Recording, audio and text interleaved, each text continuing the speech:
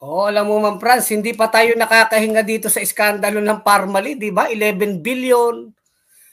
Isang kumpanya na hindi naman qualified, binakira ni Michael Yang, 'di ba? Hindi pa nakakahinga ang bayan diyan sa Parmalee. Ito na naman hanggang kailan kaya matatapos ang nakawan sa gobyerno, ano Ma'am Franz? Tingin Tama niyo. ka. Tama ka, hindi lang sa kontrata na involved si Bongo at saka si dating Presidente Duterte. In fact, ako nga yung nag-raise doon sa hearing sa Committee on APRO nung 47.6 billion Yan. na transfer.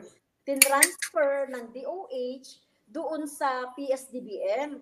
And where in fact, meron namang mandato ang DOH na sila yung mamili, no, at magkaroon ng bidding and procurement. Pero bakit ibinigay ito doon sa PSDBM at ang PSDBM naman ay walang kagatol-gatol, ibinigay yung kontrata dito sa Parmalee.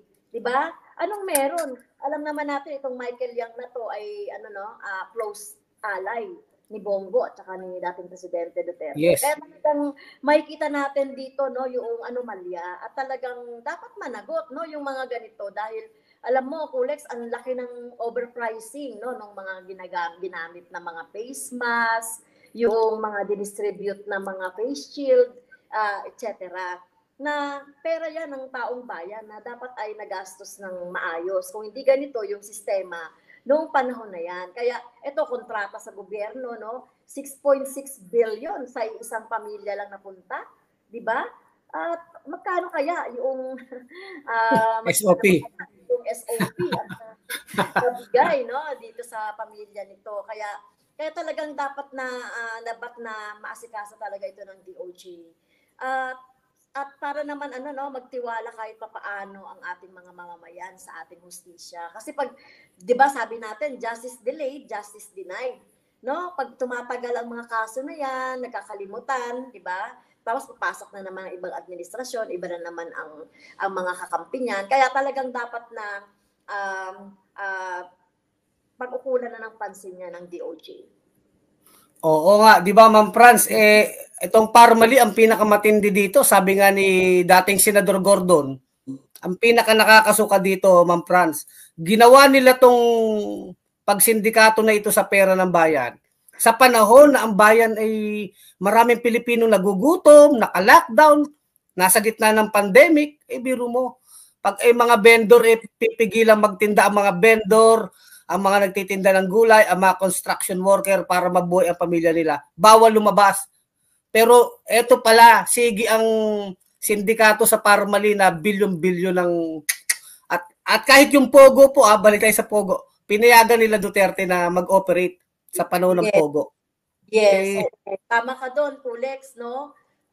Yun talaga yung, di ba wala ba silang konsensya, no? Sa panahon walang makain nga yung mga mamamayan, no? Nagtutulong-tulungan nga yung mga mamamayan, di ba? Maalala mo, mayroong mga pantry. Mga pantry. Para mabigyan lang yung mga mamamayan ng pagkain. And yet, ito pala, no, may mga iilan na kumikita dito sa pandemya na ito. At kami, nagpasa rin kami, Kulex, maalala mo, nagpasa rin kami ng batas noong 2020, no, para mapabilis itong pag-respond dito sa pandemya. Kaya pala pinamamadali ito ni Presidente Duterte ay meron pala siyang hidden agenda, no, yung mga iba pang mga kasamahan niya dito. Kaya talagang problema 'yan. Ang naging problema lang siguro kung mas maaga 'yan, kung talagang napirmahan yung findings, no, sa Senate, no? Pumirma yung mga senador na doon sa recommendations ng Blue Ribbon Committee ni dating Senador Gordon, di sana nasampahan na ng kaso yan agad-agad, yung si Bongo, si Presidente Duterte, at iba pang mga kasapakat, si Michael Yang, at iba pang mga mga culprit dito. Kaya lang hindi, maraming mga senador tayo na mga naging kakampi ni Duterte, na kumbaga nga parang naitago yung katotohanan. At ayan ang program natin, Truth, 'di ba? Yung katotohanan ay itago. Kaya walang napanagot. Wala tayong napanagot. Kaya ngayon pa lang natin sa Kongreso, sa House of Representatives,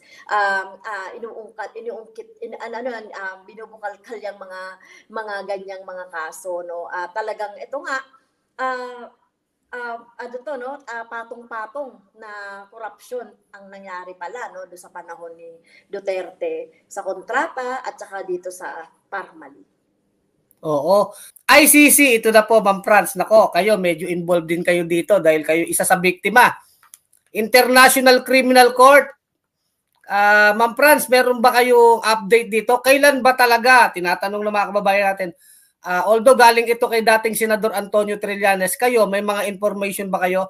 Kailan po talaga itong sinasabing pagbaba ng arrest warrant ng ICC laban dito sa mga kila Duterte?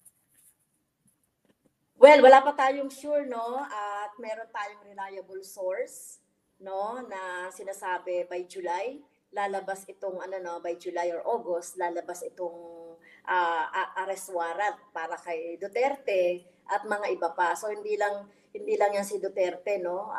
Ang nababanggit pa kasi ng ICC ay si Bato, no, si dating na senador na ngayon, si De La Rosa, Senator De La Rosa. So inaantay natin 'yan. Alam mo naman dito sa House of Representatives, Kulex, 'di ba, na hearing natin 'yan, yung aming resolution na mag-cooperate sana ang gobyernong Marcos dito sa ICC. Pero mukhang andap-andap pa yung desisyon ni President Marcos, no, na kung papapasukin yung ICC o hindi. Kaya talagang dapat maging firm na rin ang ating gobyerno dahil ang nakataya dito ay justisya para sa mga thousands na napatay during dun sa war on drugs, no.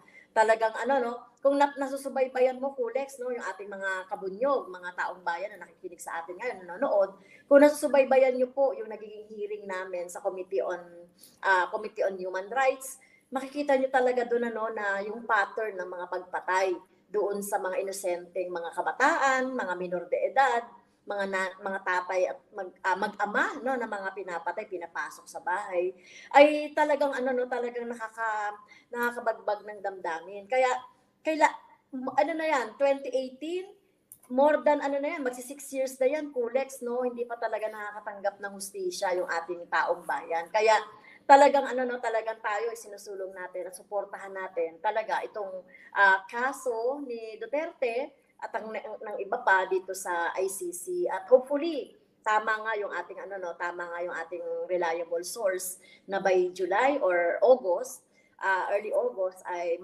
mag-issue na ng warrant of arrest. Oo. Yan, oo. Kaya talagang may reliable source naman talaga tayo na July or early August ay lalabas yung warrant of arrest. So sana nga. Opo. Kasi Ma'am Franz, isa nga kayo sa naging biktima nitong bibig ni Duterte. Naalala ko, naging emotional kayo doon sa isang forum, na kayo'y binantaan, na kayo'y matindi, no, yung pagpatay ng tao ginagawa in public, na kayo'y binantaan na kayo'y papatayin gamit ang confidential fund. Yeah. Kamusta na yung kaso niyo, Ma'am Franz? Ano bang doon? Alam ko na dismiss eh. Ano po bang nangyari doon? Ito ay inakyat natin, Kulex, sa DOJ for nag-file tayo ng motion to review, no, dito sa kaso natin ay sinampa kay dating Presidente Duterte dahil talaga naman obvious naman talaga yung pagbabanta, no, sa buhay ng tao. Hindi lang yun sa akin personal, so para na rin doon sa mga taong bayan na Yes. na anas ng injustisya, no, sa mga Duterte, kay Duterte. Kaya ito po ay nasa DOJ pa rin, no, for motion to review. Okay, sige. Alam na natin yung ICC, talagang yung pagpatay ni Duterte, inaamin naman niya yan. So abangan na lang po natin yan, Ma'am Representative Franz. Ngayon, may hulanong salita na ang ibig sabihin dito ay ang pagkakaisa. Bunyog Party List. Halika na, Bunyog Party List ka na.